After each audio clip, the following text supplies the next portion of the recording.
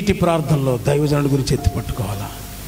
ఈ స్వరం ఆగిపోతే, ఈ సేవకుని మాట ఆగిపోతే అపవాది యొక్క ఉద్దేశాలు నెరవేర్చుకోవడం అపవాదికి సులువైపోతుంది. అయ్యా, నీ సేవకుడు ఎన్నటెన్నటికీ నీ పక్షంగా నిలవబడాలా, యుద్ధం చేయాలా.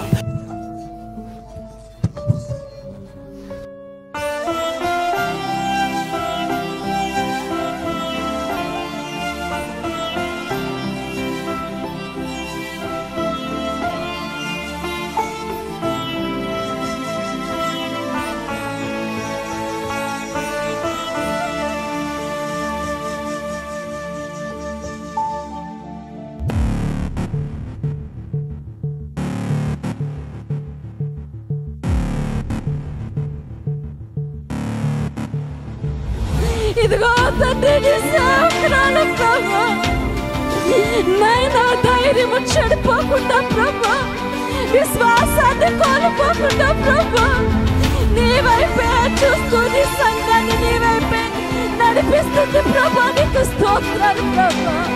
దేవా, అపవాదేసిన ప్రతి సంఖ్యల నుంచి దేవాది సేవకుని విడిపించండి ప్రభువా. అపవాది యొక్క ప్రతి తలంపు, ప్రతి క్రియలు, ఆలోచనలన్నీ కూడా ప్రభువా యేసు నామములో మేము బంధిస్తున్నాము తండ్రి.